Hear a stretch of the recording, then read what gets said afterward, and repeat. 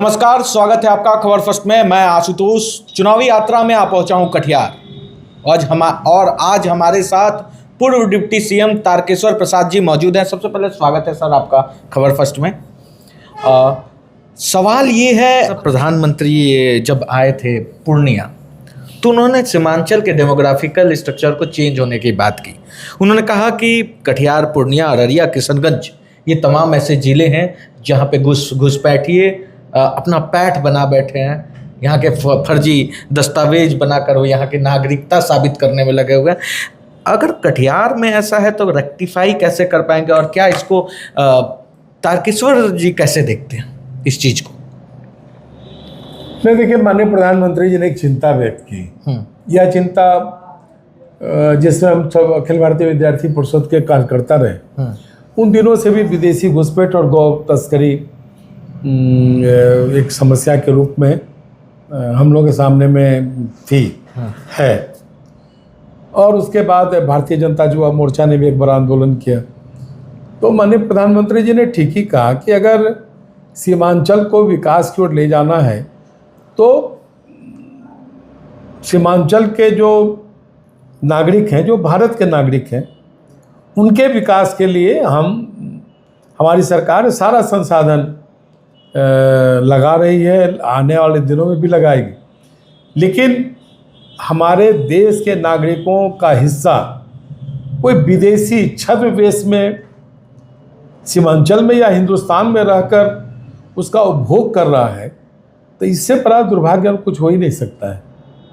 इसीलिए हर हालत में घुसपैठियों को बाहर जाना है, और घुसपैठिया जब तक उसका प्रवेश बना रहेगा तब तक आप बेहतर ढंग से आप अपने न देश की सेवा कर सकते हैं, न देश आपकी सेवा कर सकते हैं। कैसे निकालेंगे? सवाल ये है कि एसआईआर जैसे मुद्दे पर विपक्ष जब कहने लगती है कि बहुत बड़ा गलती हुआ, वोट चोर, क्या जाने, राहुल गांधी का यात्रा निकल जाता है घुसपैठियों को बचाने में, तो ऐसे में तो लड़ाई आपकी दो तरफ से है।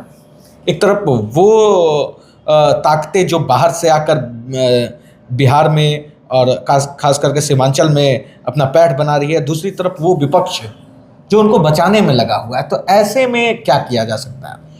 क्योंकि देखिए, सनातन की बात है, देश की बात है, राष्ट्रहित की बात है। मुझे जो लगता है ना कि श्री राहुल गांधी जी जिस संविधान बचाओ यात्रा पर निकले हैं, वो अलबत्ता खानदान बचाओ यात्रा पर निकले। अच्छा। क्योंकि उन्हें डर है, सभी लोग जमानत पर बाहर हैं, राजनीतिक जीवंतता भी बना कर रखनी है। बिहार के लोगों ने उन्हें बुरी तरह से हाशिए पर ला दिया है, देश के मतदाताओं ने हाशिए पर ला दिया है। जहाँ भारत की राजनीति पर भारतीय राष्ट्रीय कांग्रेस की एक वजूद दिखती थी, वो सारी चीज़ें धीरे धीरे धुंधले होते चले गए। तो स्वाभाविक है कि ऐसे दौर में कांग्रेस की अपनी चिंता है, लेकिन लड़ना होगा तो हम सब लड़ेंगे राजनीतिक दृष्टि से, लेकिन घुसपैठियों को भगा कर छोड़ेंगे। इसमें अगर राजनीतिक कुर्सी दाव पे लग जाए तारकेश्वर जी का, तो क्या कुर्सी त्यागना देश हित में? अगर देश बड़ा है भारतीय जनता पार्टी के कार्यकर्ता के लिए, तो देश हमेशा बड़ा रहा है। ये मैं इसलिए पूछ रहा हूँ क्योंकि चुनावी मौसम में आप ये बयान दे रहे हैं, इसलिए मैं पूछ रहा हूँ कि देश हित पहले जरूरी है। नहीं, देश हित तो आवश्यक है ही, इसलिए देश हित के क्या लिए रोड मैप है? अगर आपको बना दिया जाए, कहा जाए कि बिहार में घुसपैठियों को हटाने का जिम्मेवारी अगर आपको मिले, आने वाले समय में अगर मिलता है, तो आपके तरफ से वो कौन कौन से पॉइंट आउट होंगे जिनको टिक करना चाहेंगे जिससे कि घुसपैठियों को बाहर निकाला जा सकता है? क्योंकि ये सारी चीज़ें तो एबीवीपी और आरएसएस में भी कई सालों से चर्चा इसके लिए तो चिन्हित करने की प्रक्रिया चल रही है, और विदेशी घुसपैठ के कारण जो इस क्षेत्र के डेमोग्राफी का जो बैलेंस गड़बड़ाया है, उसको भी ध्यान में रखना पड़ेगा। अब धीरे धीरे चिन्हित हो रहे हैं, जो विदेशी हैं वो अपने घर जाएंगे, भारत का बंटवारा उसी समय हो गया, जिनको जिधर जाना था उधर जाकर बस गए। अब वो भारत धीरे धीरे आर्थिक संपन्नता का देश बन रहा है। भारत कई दृष्टि से संसाधनों से मजबूत देश बन रहा है। तो स्वाभाविक है कि जो घुसपैठिए हैं वो भारत में रहकर जो भारत के लोगों का जो लाभ है, जो सरकार जिन लाभों को उनके घर तक पहुंचाती है, उसके लिए वो प्रयत्नशील रहेंगे। एक विपक्ष आरोप लगा रहा है, मैं चाहूंगा कि उसको भी मैं पूछ ही दूं आपसे। सवाल ये है 10,000 रुपया। तेजस्वी जी कहते हैं कि वो 10,000 रुपया आप लोग सिर्फ चुनावी प्रलोभन दिखा रहे हैं। वो मोटिव क्या है, मैं जानना चाहता हूं आज कि वो जो 10,000 रुपया प्रति महिलाओं को एक खाते में जो जा रही है, इसके पीछे का सोच क्या है? अरे देखिए, आज़ादी के बाद जब आप देखेंगे तो देश में कई अलग अलग दलों की सरकारें रहीं। कांग्रेस ने बहुत लंबे वक्त तक राज किया, लेकिन पहले कुछ प्रमुख चीज़ों पर लोग सरकार फोकस करते थे। बांध बनाना है, पुल बनाना है, सड़क बनानी है, तो ठीक है, बनते थे। बिहार में तो 2005 उस समय की मांग भी थी। पहले की क्या स्थिति थी पता नहीं, कब सकता नहीं, लेकिन अन्य राज्यों में कभी बनती हो। लेकिन पहली बार कोई केंद्र और राज्य की सरकार ने व्यक्तिनिष्ठ विकास कार्यों पर भी ध्यान दिया कि क्योंकि देखिए, मानव संसाधन हमारी बहुत बड़ी ताकत है। हिंदुस्तान की बहुत बड़ी ताकत है मानव संसाधन, और मानव संसाधन हमारा जितना स्वस्थ होगा, शिक्षित होगा, उसमें संपन्नता आएगी, तो वो देश के लिए ज़्यादा काम करेगा। इसीलिए आप देखे होंगे कि एक एक व्यक्ति की चिंता, और हमारी तो राज्य की सरकार ने जीविका दीदी को एम्पावर्ड किया, और आज 10,000 रुपया प्रत्येक परिवार के एक महिला को खाते में दिया जा रहा है, जिससे कि रोजगार कर सकें। अन्यथा वो सूदखोरों के चंगुल में पड़ जाती थी, अन्यथा वो उन्हें ज़मीन बंधक रखना पड़ता था, अन्यथा वो जीवन की गाढ़ी कमाई अन्य इस तरह की चीज़ों में खर्च हो जाती थी। लेकिन हमारी सरकार ने 10,000 रुपये की राशि देकर उनके जीवन के उत्थान के लिए, जीवन के उन्नयन के लिए अब उसका इस्तेमाल कर सकेंगे, और उसके कारण वो अपने जीवन को बेहतर ढंग से जी सकेंगे। आज जीविका दीदी में एक बड़ा परिवर्तन आया है। जीविका दीदियाँ आज आत्मविश्वास के साथ बात करती हैं, पैसे का जो ट्रांजैक्शन है वो बेहतर ढंग से करती है। कभी हम लोग सोचते थे क्या कि डीबीटी आखिर क्यों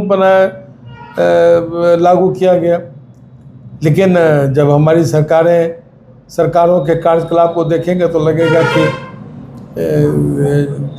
डायरेक्ट बेनिफिट ट्रांसफ़र के कारण जो सरकारी पैसे का जनता तक पहुंचने में जो बंदरबाट होता था वो बिल्कुल शून्य हो गई।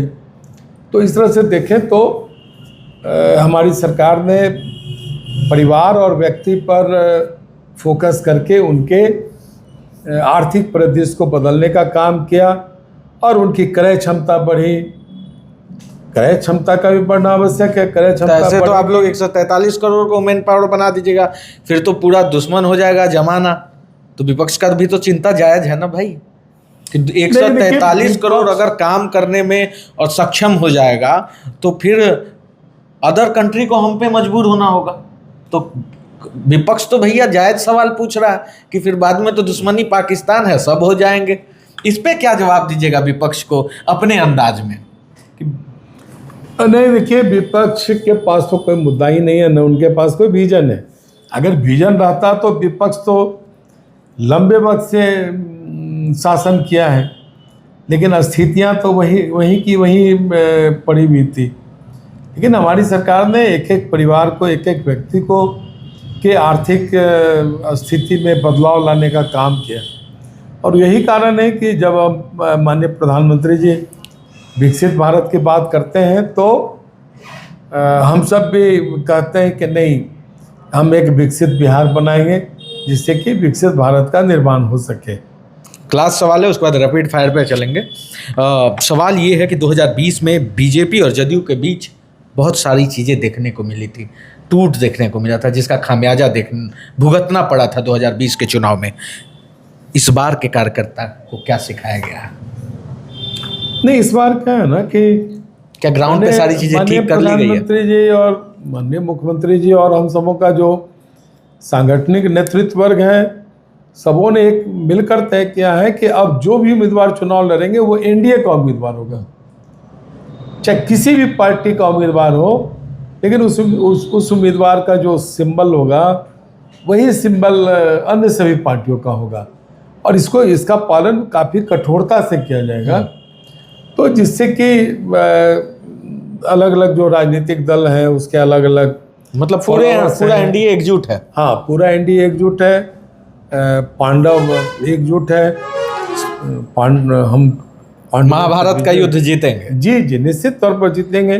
तो देखिए, अभी समय का अभाव है, इसलिए हम रैपिड फायर में चलते हैं। एक नेता का नाम बोलूंगा, उनके बारे में आपको बताना है कम शब्दों में। स्टार्ट करते हैं, राहुल गांधी। देखिए, राहुल गांधी तो राजनीतिक पर्यटन करते हैं, देश को वो लगता है कि कहीं न कहीं तोड़ने की उनकी एक बड़ी साजिश है। वो विदेशी हाथों के हथकंडे बन चुके हैं। जिस प्रकार से भारत माता देश के बारे में दूसरे देशों में जाकर बात करते हैं, इससे बड़ा दुर्भाग्यपूर्ण स्थिति भारत के लिए नहीं हो सकती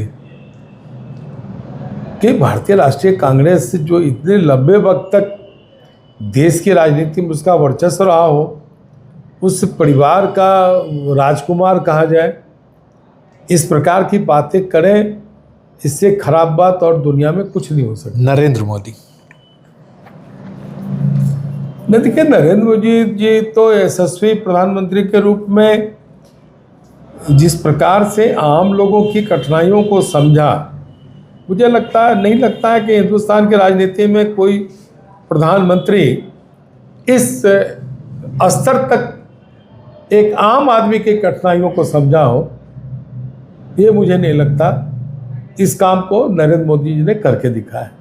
नरेंद्र मोदी जी ने छोटी छोटी चीज़ों को करके देश को आत्मनिर्भरता की ओर ले गया है, एक आत्मविश्वास पैदा किया है देश में, भारत का पूरे वैश्विक स्तर पर एक उसका वजूद को खड़ा किया है। नहीं तो कांग्रेस की सरकारें तो भारत के वजूद को खत्म करने पर लगी हुई थी, लेकिन हमारे प्रधानमंत्री जी ने इन सारी चीज़ को दरकिनार करके देश के लिए कैसे काम किया जा सकता है, एक सशक्त भारत, समर्थ भारत के लिए कैसे काम किया जा सकता है, हम सबका साथ सबका विश्वास की अवधारणा पर चलते हैं, इन चीज़ों को कैसे हम बेहतर ढंग से प्रतिपादित कर सकते हैं, ये जो सारी चीज़ें हैं, मूल्य हैं, हम उनके साथ इन सारी चीज़ों को करना चाहते हैं। नीतीश कुमार, नहीं, नीतीश जी के साथ तो मैं लंबे वक्त से काम किया है, छात्र आंदोलन में भी उनके साथ काम करने का मतलब जेपी के टाइम से अवसर में, जी हाँ, निश्चित तौर और उनके साथ तो उप मुख्यमंत्री के रूप में काम करने का अवसर मिला है। मैंने देखा है कि किस प्रकार से, किस संजीदगी से एक एक योजनाओं को कैसे महिला सशक्तिकरण, किस प्रकार से जब बच्चा जन्म लेगा तो उसके मृत्यु तक कहीं न कहीं सरकार की उपस्थिति, सरकार की उसके जीवन यापन में हिस्सेदारी और बढ़ता बिहार, विकसित होता बिहार किस प्रकार से दिखेगा, इन सारी चीज़ों को जो माननीय मुख्यमंत्री श्री नीतीश कुमार जी ने जिस नज़रिए से देखा है, मैं तो हृदय से धन्यवाद देता हूँ कि ये माननीय नीतीश कुमार जी के नेतृत्व में ही ये सारी चीज़ें हो सकती है, ये मेरा मानना है। तेजस्वी यादव, अरे तेजस्वी जी देखिए, वो तो लालू जी के पुत्र हैं, इस नाते उनकी एक राजनीतिक पहचान है और मुझे लगता है कि जिस सत्ता को पाने के लिए वो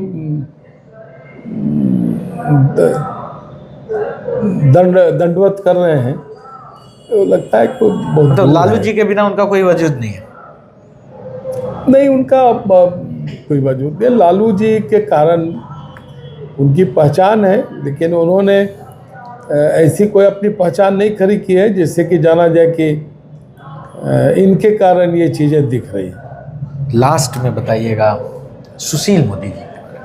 उनके साथ जो बिताए पल है वो कैसे लगे? नहीं, देखिए, सुशील जी का तो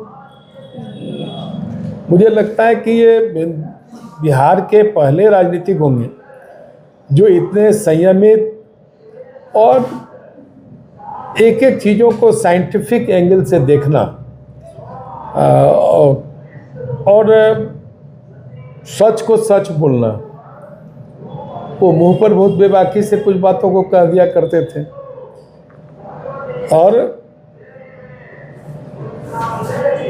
बिहार के बारे में उनका अपना एक एंगल था। और आपने देखा होगा कि नीतीश कुमार जी के साथ कितना बेहतर तरीके से उन्होंने शासन को चलाने का काम किया। मैं तो एक कार्यकर्ता के रूप में उनके साथ जुड़ा और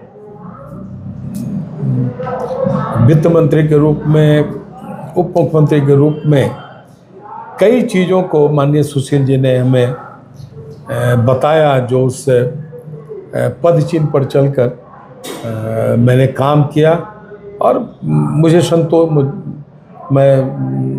संतोष भी हुआ, क्योंकि उनका काम करने का अपना एक बेहतर तरीका था। भावुक हो गए आप लेकिन सुशील जी को बोलने। हाँ, नहीं, आपके आंखों से- स्वाभाविक तौर पर सुशील जी का मेरे जीवन में बड़ा महत्व है। और 2005 में जब पार्टी ने फैसला लिया कि 2005 नवंबर के विधानसभा चुनाव में मुझे उम्मीदवार के रूप में लाया, तो स्वर्गीय अरुण जेटली जी और स्वर्गीय सुशील मोदी जी की बड़ी भूमिका तो ये थी कहानी। मैं बता दूं आपको, आज पूर्व डिप्टी सीएम,